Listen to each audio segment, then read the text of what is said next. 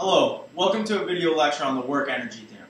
What we're going to look at today is how applying a force over some displacement, doing work, is really a transfer of energy. That's what the definition of work is. You are transferring the energy or transforming the energy of an object. You can either transform it from one form to another, kinetic, which we'll talk about in this lecture, to potential energy, or you can transform it from one object to another, whereas one object does work on another object.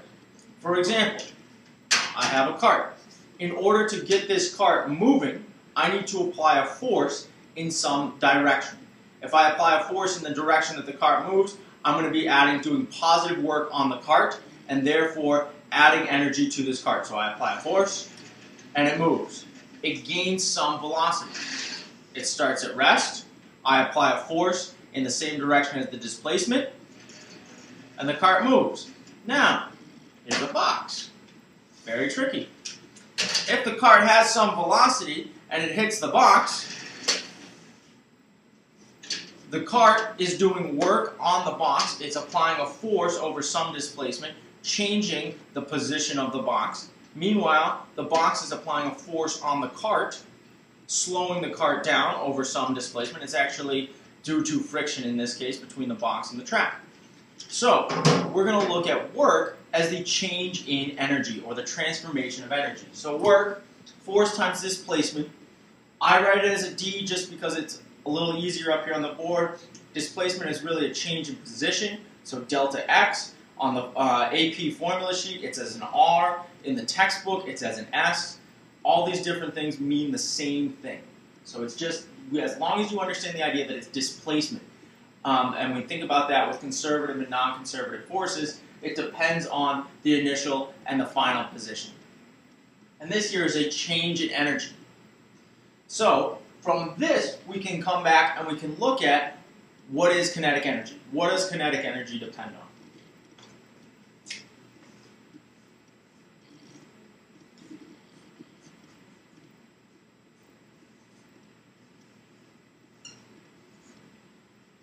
Kinetic energy depends on the mass of the object and the speed that the object is moving. Here we have mass measured in kilograms. Standard is what we've already talked about. But the idea here that it's the speed and not the velocity gives us the idea of kinetic energy, because it's a scalar quantity. It's not a vector quantity. It does not have direction. Energy doesn't have direction, but you can add or take away energy from an object. So work technically kind of is a scalar. Is a vector, but in the idea that it's changing the energy, kinetic energy itself is not a vector. So we have speed, and this marker is no good. Missed the trash can. Speed, mass,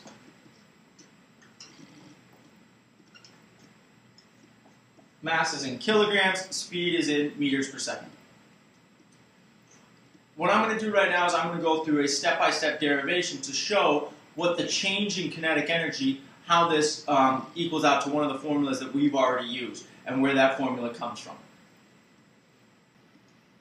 Alright, so we have work is equal to a change in kinetic energy. We saw that with a cart. If you do some work on an object, you have a change in kinetic energy. You're changing the speed of that object. Now, we have work is equal to force times displacement. This here is equal to the final kinetic energy minus the initial kinetic energy. I can write this as KE naught or KE, just final in this case. I'm going to use the F and the I to have more distinguish these two a little bit deeper. So we have force. Force is a mass times acceleration. Final kinetic energy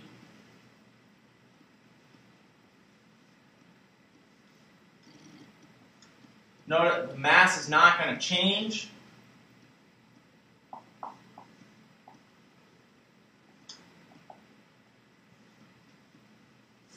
So here we have mass times acceleration multiplied by our displacement is equal to the change in kinetic energy. So we can really, right now at this point, we can go through and we can cancel out the mass in each thing. It's common. And we're left with acceleration times displacement is equal to 1/2 v final squared minus 1/2 v initial squared. From this point here, we can rearrange this to multiplying both sides by 2, cancel out the 1/2, and then I'm going to move the initial velocity over to this other side, so I end up with this equation. Hopefully you can see it. I'll move the track out of the way. So we have that our final velocity, or final speed squared, is equal to the initial speed squared plus 2 times our acceleration multiplied with displacement. We've seen this formula before. I'm just showing you the derivation of how we get it from the idea that work is equal to a change in kinetic energy. When a fighter jet is launched off an aircraft carrier, they use what's called a catapult, and it's generally a steam-driven catapult that shoots this jet or accelerates it to a really high speed. Starts at rest and accelerates to a really high final speed. For this next, I want to just show you this really quick video to show you this right now, and then we're going to do a sample problem where we kind of work our way through it.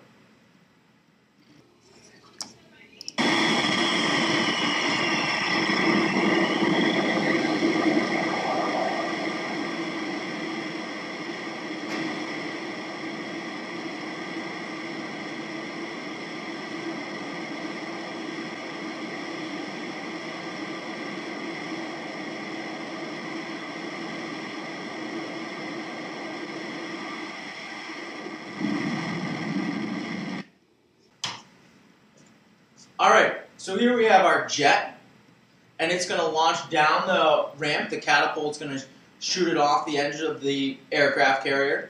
We have the mass of the jet is 21,000 kilograms. The distance, or the displacement really, is what the jet accelerates over, is 150 meters.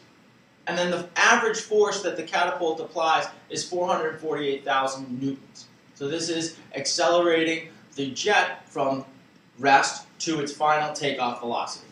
And what we want to solve for, first off, is the initial kinetic energy, then the final kinetic energy, and from that we're going to be able to find the speed of the jet as it takes off on the aircraft carrier.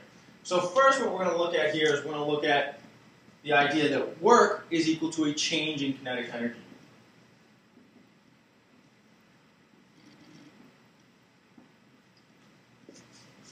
So we can rewrite this as the final kinetic energy minus the initial kinetic energy.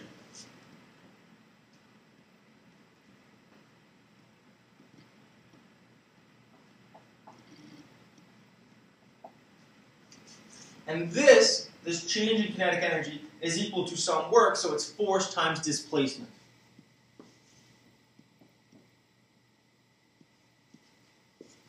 Now we know the force, we know the displacement, so you can solve for this change in kinetic energy. Now if this plane started at rest, what was the initial kinetic energy? So take a moment, see if you can solve your way through the rest of this problem here, and then once you have this final kinetic energy, you can solve for the final speed. Make sure to follow along in the textbook and include this in your notebooks. I'll see you tomorrow in class. Have a great afternoon.